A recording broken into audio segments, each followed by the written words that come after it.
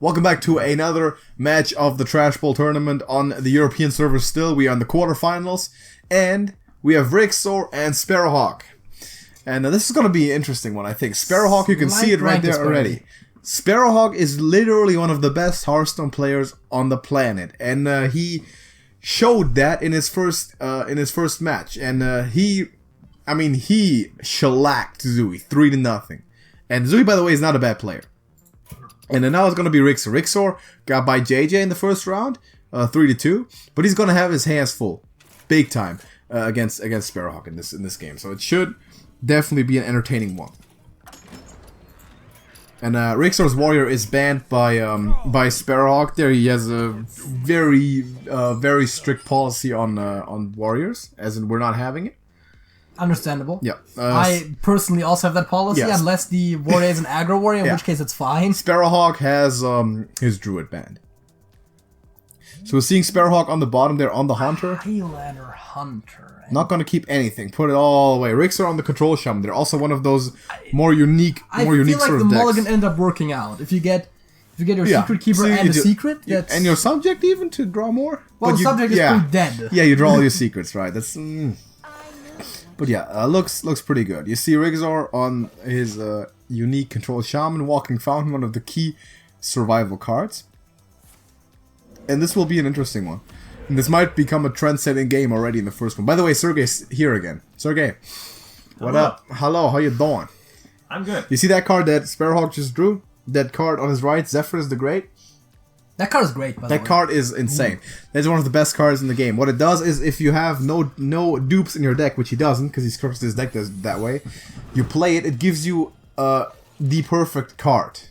Which means it lets you discover one of 3 cards that the AI recognizes to be optimal for the given game situation. Ooh. That is a novelty in Hearthstone that has never been done before. And as opposed to most other AI in Hearthstone, this one actually seems to work pretty well. It's very good. So if there's a way to kill your opponent, and you play Zephyrus is going to give you that way. If that way is a classic card. Yeah. Earthstrom picked up. Seems like a pretty decent play right now. Yeah, I do understand the thought of going double secret, but it's just not worth it. You might do it next turn, though. Yeah, I mean, yes, but it's just not worth using the coin for, I think. Especially because you might want to reach for Bran. So he's definitely putting it on here. Do we just see I like the somewhat of a passive somewhat of a passive Farsight there maybe? But Earthshock is now also definitely on tap. We'll have to see. Earthshock just feels really good against the Secret Keeper. Of course, optimally you do that with a small minion down to trigger the potential pressure plate, but... Picks up a Hex, that's also not necessarily bad. 1 mana Hex, it's always useful out to have. He's going to use it. On the Ursatron. Transforms it into a frog. Interesting play. I think Secret Keeper would have been the strong play, and he's gonna regret it the moment the secrets start coming in. But secrets coming right now. Yeah. So no. But then again, you interrupt 1 draw at least with the Hex, so you're not allowing the Zodiacs to show up that quickly. I mean, I'm not saying it's horrible, but I'm. Yeah, I get the idea. I get the idea. And I think now you definitely Earthshock. Your Secret Keeper is getting more and more I would have threat. to think. So yeah, that's what it's going to end up doing. Has to take control of the game back somehow, and of course, perfect trigger for the pressure. Yeah, plate. That's why that hero power was important. Eat that pressure plate off with the totem there. Very well played by Rixx. Because you don't want that to happen to the walking fountain. Can't have it. Do you put subject down right now? I think he does. Maybe. I mean, yeah, sure. That draws you like what, 1, 2? Yeah, freezing still and snake. Let's say that. But it's okay. You have all your secrets now. Yeah, you are giving away that you now have access to all of your secrets. I think that makes it easier to play around secrets, because you can expect your opponent to make the optimal play with the secrets. Yeah, if you put all 3 secrets up next turn, Rixxor would know exactly what those are. Well, that for sure. But even if you just put up 1, you can relatively reasonably assume which one it is, based on context. Just Flash Shaper here. I mean, I don't hate it. That goes alongside a good big bad voodoo. Yeah, maybe an Ancestral Spirit. I'll get sniped. Right. That was a snipe. It's a bit unfortunate. They would, in theory, work very well with Big Bad Root. You might want to have it for the Walking Phone too, though. That's big. Yeah, but the whole thing is that it's basically like slower mutates. He's gonna use 2 Lynxes here, kill that totem, and set himself up for Zephyrus next turn. Yeah, and with a white board and Zephyrus, Bloodlust incoming. Bloodlust Savage Roar, he's getting there, yeah. Play the other Lynx too is the question? I'm trying to remember. Since this is not a deck, the quest deck, I believe it doesn't run MC Tech. I'm not 100% on that. So no reason not to, right? If you have 4 anyway, because it can't trigger twice anyway, so... Right, that's Agatha Scheme picked up. How afraid are you of that Zephyrus right now? The thing is, do you even think of it? Lightning Storm of the Haunting Visions. Yeah. Wow. I mean, it has to be Lightning Storm. That's massive. That's a massive one. You clear that board. I think anything else is kind of just a wrong choice. I think so, yeah. Against that board, yeah. Because you have to expect that some danger is going to be inbound, right? Yeah, I mean, even if it's not Zephyrus, it's still, like, you're protecting yourself from 3 damage. At the very least. Plays Eureka instead. Oh, the Walking Fountain! That was guaranteed, but Snake Trap is not the issue. It could have been freezing, though. Had it been freezing and with Zephyrus on hand, it would have been definitive. He would have lost. Lethal. Yeah, over. So, it's definitely a risky play. It's a risky play, but what a play. I mean, you make risky plays sometimes. Yeah. It's just... but let's see. 5 times 4, that's 20. Yeah. Hero power can't be fit in the same turn. There is no Zephyrus lethal right now. Let's see. It's not there just yet. 5 times 3 is plus 2 is less. But you're putting that freezing trap up so and fast. there's Ancestral Spirit. You're putting that freezing trap up so quick. Man. The rat trap comes down. That's lethal. That's a win. That's Zephyrus lethal. That's a win. That's Bloodlust off of Zephyrus. That's a win for Sparrowhawk. And a player of the caliber of Sparrowhawk does not miss No, he does not miss that. He knows exactly what's up. Bloodlust in the building. That's a win for... Wow. That rat trap pulled it out.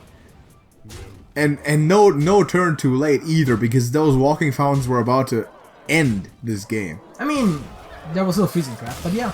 Wow. He still had one on hand, too. Crazy. Insane stuff. Sparrowhawk taking the 1-0 lead with that Hunter. In what fashion? Zephyrus the Great being great, doing what he does. And that's a tough spot. It's a tough spot now if you're Rixxor now, because you have to come back against this guy. And that's not easy. It's not easy in any facet of the game against this dude, but now you're down 1. He obviously won with your Hunter. Do you go back to playing that Shaman? You seem to feel very confident in that Shaman. He felt confident in that Shaman against you, obviously, in his first game, and did well with it. But what do you do? Do you go back? I mean, the Shaman is a perfectly reasonable deck, and it's not like he was like having really bad experiences with the Shaman. It just was an unfortunate matchup there, but because usually, for example, when I switched my deck, it was because I was a little bit frustrated with the deck I was playing. Yeah, fair enough. He's gone back. And I was about to say, the Shaman was doing its thing. He's gone back. So there's no reason to really be frustrated, although that hand needs to go. That Shaman hand? Yeah. Needs to go big time. I want that Muck Morpher, not those guys. Big time. Sap against Big Shaman might be a keep. It's not, apparently. We have Spirit of the Frog. That's pretty good, actually. It's not a bad card at all. That's true. You have the spells also. Walking Fountain still picked up. Walking Fountain could be important if you get to turn 8. Feral Cat, perfect turn 1 play. Easy to play it. And Temple Berserker, the perfect pickup, yeah. He pulled that off in game 1. Sparrowhawk versus Zooey. He pulled Feral Cat into Berserker. And if you don't have a 2-drop on hand, that's perfect. That's what you want. Legend level player with the legend level luck, man, on the generations. It's crazy. Hearthstone is easy. Just draw what you want. It's crazy. Sometimes it really is easy. How do you feel about a 6-6, though? I feel good about a 6-6. Calling backstab Leroy? Not Leroy, Edvin? I feel pretty good about 6-6. Oh, yeah, it's coming. Mr. Van Cleave in the house, and that guy's gonna get to connect at least one time until Hex is available. It runs into Hex, but not this turn. Not this turn, that's why we play it on 2. Evan Van Cleave. Ziliak's drawn, could be huge, but this turn, we just have to Haunting. No amount of Unity and Precision. We might put Spirit down, though. Do we play Spirit and just Hex it next turn? Hex the Evan? You have one scheme on hand already. You do. the whole thing about the frog is that you're trying to draw out specific cards usually, so it's not necessary. I'll take removal spells. He's gonna put the spirit down. Yeah. It's not gonna survive. It has stealth. The other thing is, you're not gonna play Haunting Visions for nothing. Really, That's true. I guess you could have gotten Earth Shock, but that's still very unlikely high roll. Alright, just put stats. Just put stats down. We're gonna have to hex that Edmund. And once again, this is kind of, I think, one of those things that showcases the near professional level player Haunting Visions. to other players, because you see Because it draws him a hex. Because it draws him a hex guaranteed. Yeah. hex and you can play it still. Good play. But you see like I don't think any like mid-tier level player would have played that SS7. I don't think so. Because you want to combo it out. Yeah. But he's looking for stats. But and exactly. that SS7 is not going to kill that spirit if you wanted to. You can't afford to be greedy sometimes, and I think that was definitely the correct play. That's a tempo deck. Yeah. Absolutely, it's a tempo deck.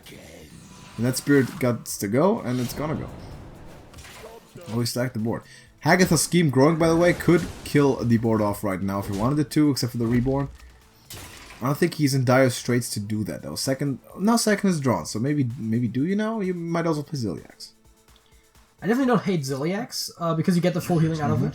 If you get sapped, it comes back. Yeah, I mean, zapping it, you don't hate at all. I'll bring it right back Because down. it has Rush. If it didn't, then sapping it would be a huge deal, but... So, you kind of have to deal with it, I think. And, of course, the Lackey might be a way to do that, at least partially. But... Yeah. And of course, there's a good chance we'll see that. That's also a good activation for a Temple Berserker if you want it. Because you have to hit with something.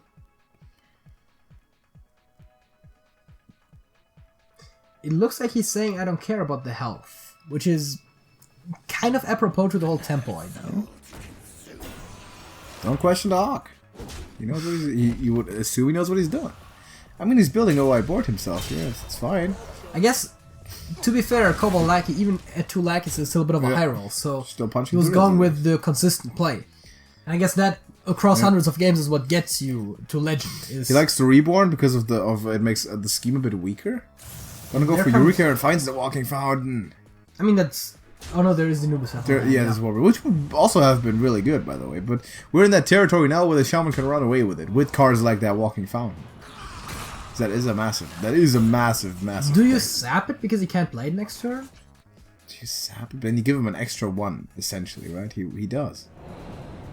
Again, it's not that far-fetched, I think. You know there's now 2 Walking Fountains on Rixxor's hand. It's a lot of stuff. Well, when you're Sparrowhawk, you only know of one, but yeah. Well, no, he got one from Eureka, so you know that there has to be one and you sap one back. Oh, right. Eureka summons a copy, not the same one. My bad. Mockmorpher. You play that? I think you scheme. I think you have to scheme. Yeah, you clear this up.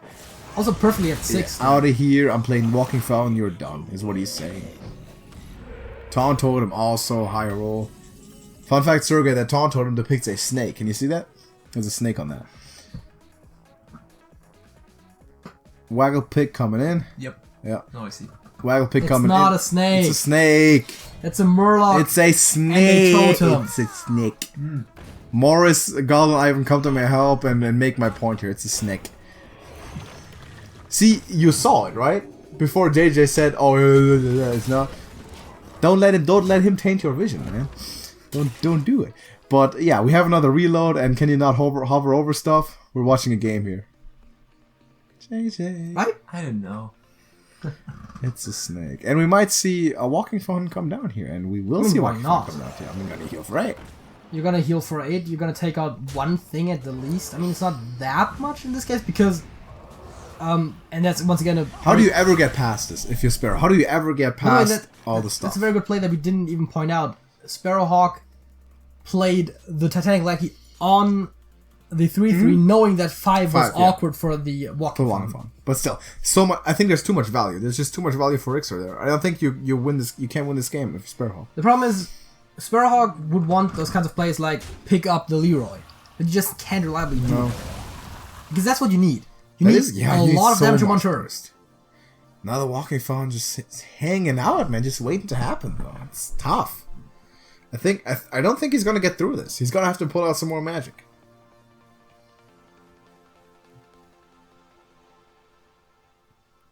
So many options. Yeah, that's tough. Because you're losing your board next turn, and your opponent is getting back to full. Yeah.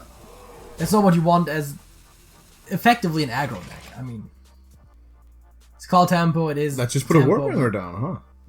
Give myself a bigger fountain to walk. Why not? Big minion.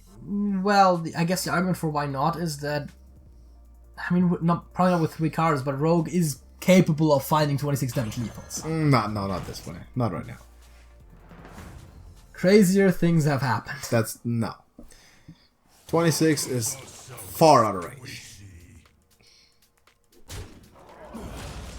Yeah. Now you're looking at a guaranteed Leroy pick. That is already.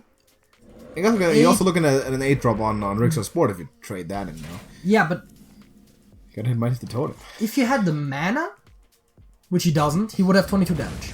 Yeah. So, you know. Yeah, we're gonna see Lyra pick, but that means a bunch of whelps. I don't think you're that worried about whelps, to be honest. Which, by the way, would have also been another way to get rid of the lackey. Yeah. With the whelps. I'm gonna play Lyra this turn. Fair enough. Sensible. I mean, no, you don't play him unless you win. Yeah. But here's very good not giving him a minion to attack, of course, with a fountain. Yeah, your opponent's healing is entirely based on you having a board right now. So, what you do is reduce your opponent without having a board and keeping as much damage as you can in hand. And we're staring at do we Rika, do we at Farsight? 13 damage in hand. Yeah. Another Eviscerate is lethal. Not the most likely draw. Gotta put the fountain down. He's gambling. He's gambling for that high roll. It's Sparrowhawk, because that's another taunt. That's a waggle pick, which you're gonna might have to pick the Leroy again. So now you can hit the totem with the pick. You can. The problem is you can't deal with a fountain. It's gonna hit face next turn. It is, yeah. Because if the fountain wasn't there, which it very much is, It is there. then you'd be looking at keeping the pick up, having 6 damage with a pick, plus 6 plus 2 plus effectively Leroy 12 from Leroy. and hero powering. It's gonna use the totem and. Oh wait, that's mana was short though, isn't it? Yeah. Yeah, it is. He's gonna have to set that up for next turn. Yeah, and you're looking at 18 damage here. Yeah. And the Mocking Fountain heals exactly to 18. That's again. I say this a lot, but in Hearthstone, math is your best friend. Yes, it is. And sometimes that math is not just in one turn. It is. Because right now, this Eureka? actually looks like Sparrowhawk won this. Yeah. And that it didn't look like that 2 turns It did ago. not. Oh, he's gonna hex his own guy. He's gonna hex his own dude. That's perfect. That's so smart. There's a zap. There's a zap. You gotta be kidding me. That's. I mean, you have to be kidding me. What a game. Oh Dude, my god. when we inevitably end up making a highlight video, this goes in. Wow. This has to be in there. You got the 1 billion IQ play from Rixxor. And he draws a sap off the top. I mean, that's insanity. That's insanity. That's madness. Granted, not the only out. There was another Celsi deck, I believe. Yeah. But Wow. still. Backstab. Wow. This might just be the sequence of the entire tournament, man. That was crazy. Granted, there was a certain snake trap, but That was an insane ending. Wow. Okay, so Sparrowhawk up 2-0. Sergey, you're witnessing Hearthstone history right here. by the way, profanity is okay, just not in the first couple minutes. That's true. That's how YouTube works. Yeah. Sparrowhawk up 2-0, and Rixxor has to come back. Are you going back to that shaman? No, he's not. He's going to pick the druid. Believes that can win him the game. Key card there, the heals. You see the hidden oasis. You see a lot of heal already. Hidden Oasis is actually very likely to keep against an aggro deck. Yeah, it might be. It just might be. Wow. I mean, that just flipped the entirety of this match. I've seen so many druids lose to not drawing Hidden Oasis. There's no way you're supposed to lose that game as a shaman there for Rixxor. But the thing is, the key thing, you can't think about that. You're down 2-0. You should not have lost that, but you cannot think about that because then you're gonna play badly. You know what I just realized? What? That sequence was so... That took us so aback that we didn't even mention the whole thing about being dumb by 2. Because they also queued the game very quickly. But yeah. Rixxor was aware that Sparrowhawk had to play his warrior. And thereby could pick his matchup. And he chose the quest druid. I mean, that is a good matchup. It's a good matchup. I mean, of course. You have Nourish, you have Lucent Bark, and you have good removal. None of those are good right now. I personally don't have Apple Bomb, but maybe one with Bloodhoof Brave. I mean, yes, you want Bloodhoof Brave, yeah. But out of the given options, I would have maybe still picked Apple Bomb. But it's a very minor difference, and the advantage is that you can play the Bone Wraith this turn. Berserker is good. That's huge. With the Inner Ages too. Berserker is definitely a good card. If you really want to, you can just build up your Berserker by double Inner Rage and Rampage. You likely don't because it's kind of dumb. You could. But you could. I mean, I could just see Bone Wraith. I mean, it would survive a turn. There's no direct way of dealing with it right now. It gets, what? With every Inner Rage, it gets 3 extra attack. Plus Rampage, that's 9. Dude, that would be an 11-5. That's not bad. He's not going to do it. Because it's kind of dumb. But is it dumb? If he knew his opponent's hands, he might have done it. I mean, yes. He might have done it for real. But it only lives for 1 turn, because then you still have Starfall coming up. He'll probably do nothing. Quest is done. And now you definitely have Starfall. And now you have Starfall coming up for real for you. Actually, trying to remember. How's the order of the triggers for Starfall? 5 and 2. Yeah, but does the 5... trigger the Reborn? I don't think so, right? I don't think so, no. Because that would have been the way to completely clear the board, but... Stacks big there, makes sense. The Bone Wraith can die from Starfall, but then the Berserker grows. Because it won't. Yes. So, something lives, which is what you want in this situation. Yeah. Again, very intelligent play. Good setup from Sparrowhawk, yeah, very smart. He's going to have to do it, obviously, anyway. Yeah, but that's... What, 3 procs off the Frothing Berserker? Yeah. Which brings him down up to 7? Down to 2. No hit, no ace. 6. You got 8. You got Korkron. You got Inner Age. Oh, wait, that's 9, 11, 13. Lucky. Wait, what was it calculating? Oh, Ethereal. So he has 8 on board, plus 3 from Inner Age, plus 4 from Korkron is another 7. That is 13. That's 1 off. And Rampage. that looks like lethal, but isn't. Because you can't Korkron and... I can't Korkron and Rampage, just not. But you could Arcanite and Inner Rage. That's lethal, right? Arcanite, Inner Rage. Arcanite That's is 5, 11, 13. 13. Inner Rage. Inner Rage is plus 3 because of the Frothing. That's a win. That's lethal. That's a win, my dude. Can you see me hovering over the cards? Is that technically giving an illegal hint? I don't think you can.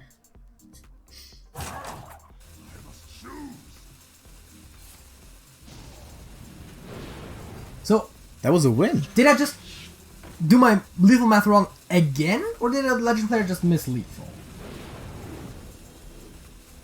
That was a win for Sparrowhawk. So much for top 28, huh? Wow. I mean, but here's the deal, though. I think you still win, though. What do? You can do anything. You know, I'm not saying you lost the game, but missed lethals. Yeah. Well played. That's a rarity, my dude. Wow. Still won it. Convincing fashion, by the way. Sparrowhawk is undefeated in the Trash Bowl. Just saying. 6-0. I mean, dude. Next guy up. I mean, he's just swatting people out the window. But that wasn't miss lethal. I think so. Let's think about this again. You have 2 and 6 on the board. You play Arcanite, that's 8. You play Reaper, that's 13. You Inner Rage your Berserker. It gets 2 from Inner Rage, you 1 from the proc. Yeah. That's 60 damage, Sparrowhawk. That was lethal. Oh boy. Tough. Alternative thought. How about you Inner Rage the other minion, and end up getting 2 on that and 1 on the Berserker? But it dies. Same end result. Oh, it wasn't one health. It dies. You have to Inner Rage your Berserker. But generally, Inner Raging a minion that survives would have been, yeah. Match done, Sparrowhawk? Yes, match is done. Congratulations, Sparrowhawk is moving on. Sergey, you witnessed a clinic. You witnessed a routing. You probably didn't get most of that, but that was crazy. The match was looked a bit more lopsided than it had to be because Sparrowhawk had not much of business winning that second match at all. It just completely went his way, but that's something that happens sometimes. So and again, a lot of very clever plays that led to that. It goes against, including the SI7 agent, and then the multi-turn Leroy setup for lethal. That I think most players would have lost that match. Yeah, most players would have lost it because of just the odds that he had. Obviously, it wasn't. No, but like given the same draws, I think there would have still been. Like, probably 80% of the players would have probably still lost this. Exactly. Because of counterintuitive plays that end up making sense. That's the thing. You set yourself up, you're playing your odds. You're playing your outs. You don't have many, but you play them. That's the only way you have to win. And in this case, you get lucky and you just find it. And after that, I think after that, the match was very much over. Or it seemed very over. The 2-0, that was a crusher. And the last one was just solid. Again, Rixxor throughout the entire game had bad draws. He just did not get what he needed. And dude, like again, the Shaman matchup is not favored, but I think Rixxor did not make any major mistakes there. No, he really didn't. I don't even think there was anything that was big suboptimal plays. As a matter of fact, you hex your own guy. That was pretty good. Yeah. That was very smart of him, but wow, sometimes, man, sometimes it just goes that way. You know how it is. But hopefully we'll have you back, Rixxor, next time. Thank you for playing. Very good job, definitely, but it just wasn't enough for Sparrowhawk. And Sparrowhawk's moving on. And people better be on their best if they're playing Sparrowhawk, because he's in the semifinals and he's coming for it all. So everybody, thank you for watching. Drop a like on the video to support those competitors here. And if you want to meet them and us, that includes Sergey, by the way, personally, talk to us. You can go with that in the Discord server. Link to that is in the description, which you can talk to us, obviously, and all those players are also all in there. And maybe if you want to register for the Trash Bowl yourself next time we play it, you have a chance to do that in there also. So until then, we're going to see you in the next video. JJ. That's it. Sergey. That's it. That's it.